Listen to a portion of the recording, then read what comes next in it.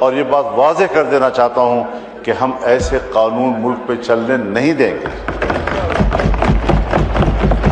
آپ نے جس طرح کے آئینی قوانین بنائے ہیں، جس طرح کے آئینی قوانین میں آپ نے ترمیم کی ہے، میں اعلان کرتا ہوں کہ میں سرعام اس کی خلاف ورزی کروں گا اور 15 سال اور 16 سال اور 12 سال اور 10 سال کے جوانوں کی شادیاں کراؤں گا اور ان میں خود بیٹھوں گا۔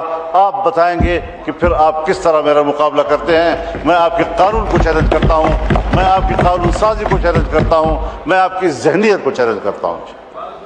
قانون سازی ہوئی اور اس قانون سازی پر، اسی فلور پر ہم اپنے تحفظات کا اظہار کر چکے ہیں۔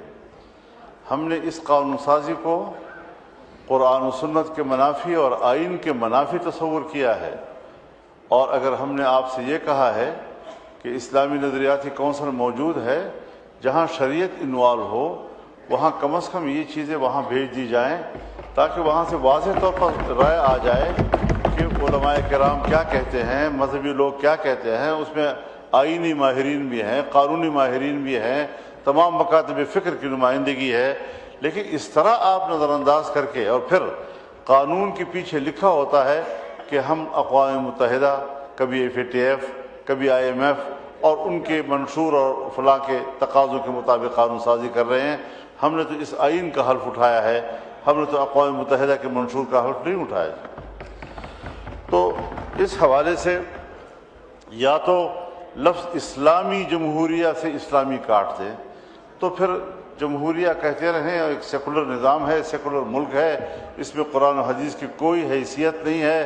جو شخص جیسے چاہے قانون سازی کرے، کس کی پیروی ہو رہی ہے، کس ایجنڈے کی پیروی ہو رہی ہے، اس پر میں اپنے شدید احتجاج اس ایوان کے فلور پر نوٹ کرا رہا ہوں، اور یہ بات واضح کر دینا چاہتا ہوں کہ ہم ایسے قانون ملک پہ چلنے نہیں دیں گے۔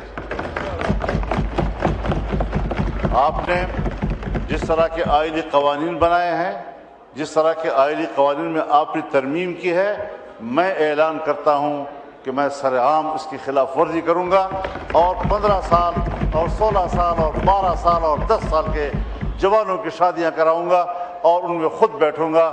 آپ بتائیں گے کہ پھر آپ کس طرح میرا مقابلہ کرتے ہیں۔ میں آپ کے قانون کو چیلنج کرتا ہوں، میں آپ کی قانون سازی کو چیلنج کرتا ہوں، میں آپ کی ذہنیت کو چیلنج کرتا ہوں۔ یہ کیا طریقہ ہے ہمارے ملک میں مسلمان کہلانے والے؟ یہاں پر آپ کے نائب وزیر اعظم اور وزیر خارجہ نے فلور پر میری گفتگو کے جواب میں فرمایا کہ ہم بھی تو اللہ اور رسول کو ماننے والے ہیں، اگر آپ کی نظر میں یہ اس کے خلاف ہے تو آپ ترامیم دیں۔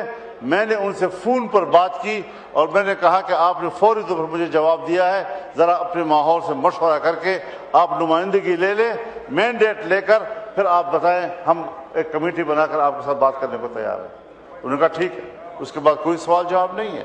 یہ ڈنگ ٹپاؤ والی سیاست جو ہے یہ شاید مناسب نہیں ہے۔ پاکستان اس طرح کیسے چلے گا؟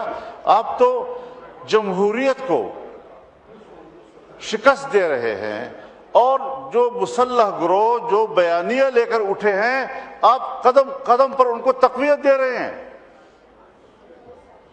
ہماری توانائیاں یہاں پر کس بات پہ ضائع ہو رہی ہیں؟ ہم کس چیز کے لیے یہاں آئے ہوئے ہیں؟ ہم نے تو آئین کا حلف اٹھایا ہے، ہم تو جمہوریت کی بات کرتے ہیں، ہم تو پارلیمنٹ کی بات کرتے ہیں، ہم تو ووٹ کی بات کرتے ہیں۔ اور اگر مذہبی دنیا وہ پاکستان کے آئین کی نمائندگی کرتا ہے، آپ کے شانہ بشانہ کھڑا ہے، آپ یہاں پر اس قسم کی حرکتیں کر کے جس طرح آئین کو روند رہے ہیں، جس طرح عقیدے کو روند رہے ہیں، اور پھر ہماری توانائیوں کو تباہ و برباد کر رہے ہیں۔ جمہوریت شکست کھا رہی ہے، پوری دنیا میں شکست